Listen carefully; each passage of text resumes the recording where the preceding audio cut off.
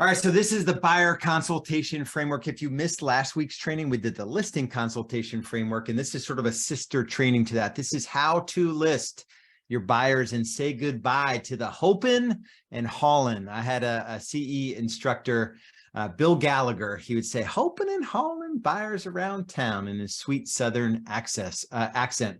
So we definitely don't want to do that anymore. So if you didn't grab the buyer presentation, so I've got a buyer consultation presentation that you guys can grab. It's called your Smart Home Buying Strategy. Wherever you're watching this training, just put list your buyers in the comments and we will get you a free copy of, it's like 28 pages or something like that, but it's our whole entire process. I use this to list hundreds of buyers per year, and I didn't go on those appointments. So it's really, really an amazing presentation full of the value you provide as a buyer agent to end the hope and hauling. So the question, the guiding question I have for you guys is, do I have a strong enough buyer sales process in place that consistently converts prospects into clients, even if they had to pay for our commissions out of their pocket, their own pockets themselves?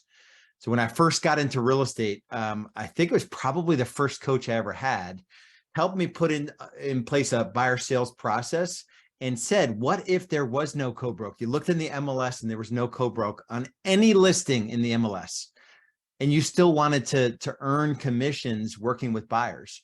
You would have to have a value proposition that was so above and beyond what everyone else's is, which is non-existent. And that's what we're going to learn today. So why does this matter? The reality, and this is what I learned early on, is that buyers do not want us. They don't want to use agents. They think they're smart. They think they know everything. There's a bunch of unrepresented buyers walking into open houses, looking at Zillow, thinking they're, more qualified than most real estate agents. And maybe there are some bad real estate agents. I just assumed them in the beginning that nobody wanted to use us. And I created my value proposition with that in mind. How can I just present my services in a way where it's like, holy cow, I didn't even know this even existed. The second point here is that our industry is under siege. I have no idea what happened with this lawsuit, but all of the franchises were in a class action lawsuit, essentially going after the fact that a listing agent goes in and secures a commission that includes a co-broke, and it's like sort of antitrust law issues. So we are absolutely under attack. There may be a day where there is no buyer co-broke, and then you will feel sorry that you did not implement what we're going through today. And then there's just like buyers are liars, right? So if you don't establish your relationship with a buyer up front, like raise your hand. I can raise if I had like 20 hands. If a buyer sort of flaked out on you or tried to say, well, we went into new construction and, we bought a new construction home, or we saw for sale by owner, or, whatever, right? All of these excuses. And so you want to establish the relationship up front. And then ultimately, I'm always going to force you guys to sort of think more like an owner. So, and ask yourself, what mountain are you climbing? Even if you don't want to own a big business, you have to think as if and act as if. You have to put processes in place so that you can systematically turn a prospect into a loyal, raving, lunatic, fanatical client of yours that's going to sing your praises. So that is the process. And I'm not going to go through the Real Estate Business Growth Navigator. If you haven't picked up a copy of it, go to realestatebusinessgrowth.com. It is a valuable sort of step-by-step tool that teaches you everything you need to know to get from wherever you are to wherever you want to go in the 6 stages of real estate growth. So the question here, when you start to think like a business owner, is straight up E-Myth Revisited by Michael Gerber. How would I think about my business differently if I were to replicate it 10,000 times? So if you were to present to 10,000 buyers in a single week, how could you do it? You can't do it unless you have systems and the virtual buyer consultation framework and buyer packets, and we'll get into all of that. But this is the mindset I want you to keep going back to. Solve problems, money problems, and time problems in your business with a systems mindset, and always think can I, constant and never ending improvement. I learned that from Tony Robbins, where this is the game that we're playing. And as a business builder, which is hopefully the reason you're sort of attracted to the stuff I put out, this group or the YouTube channel, you want to learn how to run this game, play this game better. You know, how can I generate higher quality leads, have more conversations, set more appointments, meet with more would-be buyer and seller clients, sign loyal buyer and seller clients, and then get them closed, get them to the finish line. You get your commission, but then you have a client for life, a fanatical client for life. That is the goal of the process. And in this process of working with buyers, the best sale is no sale. So it's just going to be clear that working with you is different than the other options out there. And that's going to be the net result of what this looks like. And then focus on their needs. Popping out of your chair from your office and running out and showing a home, you know, without any kind of sort of professional agreement in place or a loyalty agreement, and you haven't presented your services, that's not the way to start a relationship where you're handling probably one of the handful of most important financial decisions this person will ever make in their life. And you're haphazardly, willy-nilly, sort of like showing them homes before you even explain the process and demonstrate your expertise. So in terms of what you should know, I think there's 5 points here. Number one is you want to be their guide. So as you start working with them, you want to demonstrate that there is a legit process that we follow. So we have a swipeable home buyer guide that you know, our coaching members are able to use in their business, that just lays out exactly what the process looks like and how it's different to work with you. And so can you imagine like being armed with this sort of collateral as you're sort of working on building that relationship and building that trust with a buyer client? Number two is to focus on their needs. You know, we have a very specific process on the right there, buyer qualifying questions. When you set the appointment, you're not done yet. You're still asking a bunch of questions to make sure that they know, you know what their goals are, but you know where they're at and how really ready and able they are to transact. And then when you first meet with them, they're filling out a new buyer survey where you're gathering more information. You're setting yourself up as the true professional that you are. And number three is, what could go wrong in the transaction, right? Our job is to sort of take this plane off from the moment we meet a buyer, you know, kind of get through the turbulence in any buyer transaction and then land the plane as smoothly as possible. So you need collateral for all of that. So to explain the home buying process, these two tools are probably what we secured most of our buyers with.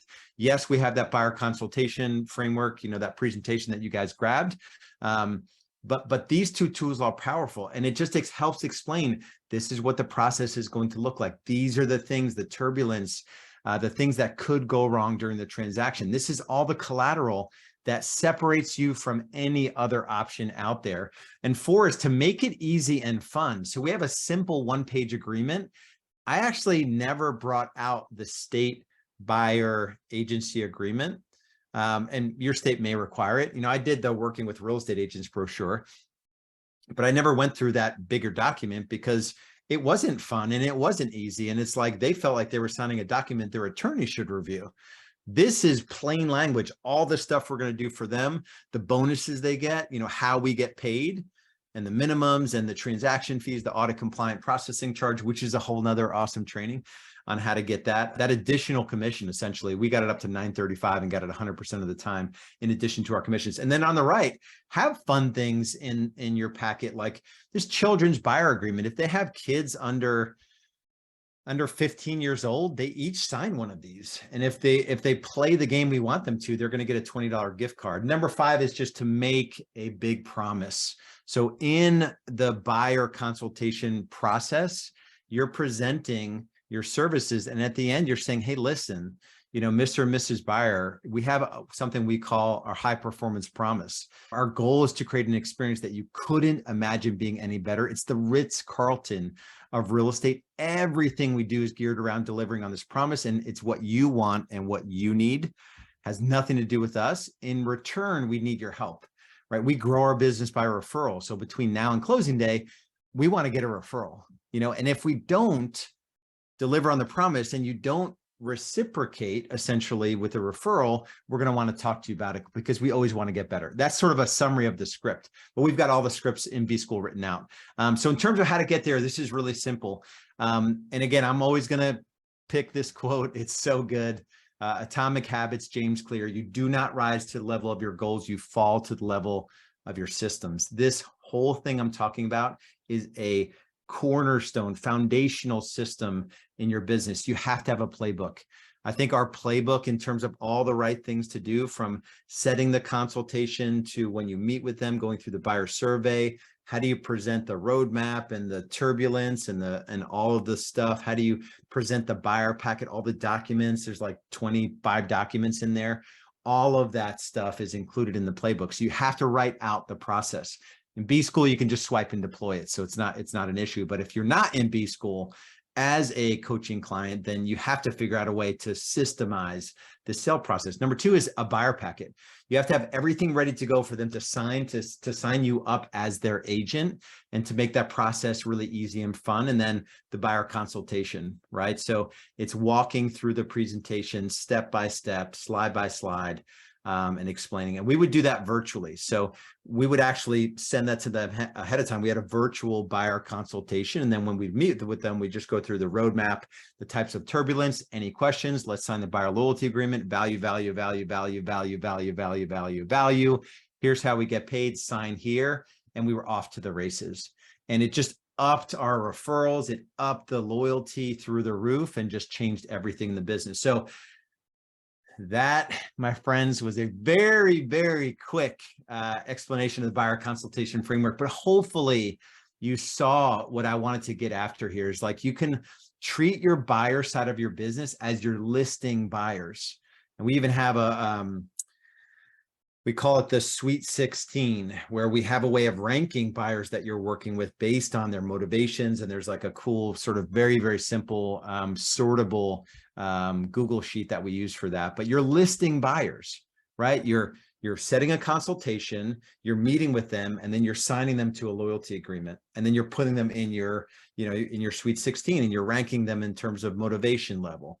Same thing you do with listings, right? So that's the real pivot mindset wise that I wanted to get with you today on. So if you want to go further, faster, the only thing we have to offer you is like, get in our world and become our next case study. Take your business from 100,000 GCI to 250 to 500,000 GCI. Take your GCI from 250 to 500 plus. Get into our world and become our next case study. Go to rebscasestudyprogram.com to find out more about our foundational business building program. This is our cornerstone program. We're a decade into this. We just redesigned all of it. It's in a separate coaching platform. There's accountability. There's everything you could swipe and deploy. I coach in there weekly. We've got another one of our business coaches coaching in there weekly. It's a phenomenal program. So it's everything you will need, plus daily accountability to get you where you want to go. And I give a double your money back guarantee if you don't 10x the investment of the program. So this is no joke. I'm not messing around with this. So if you have any questions, when you go over to this page, read through it. There's a video and a pretty lengthy explanation of why we do what we do and how we do it.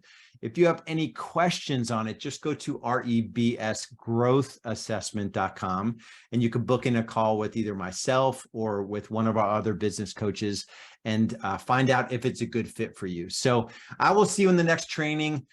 Think about your business in terms of systems, make that mental mindset shift no matter where you are in your journey, and you will be just fine. Much love, much respect. We'll talk to you soon. Bye-bye.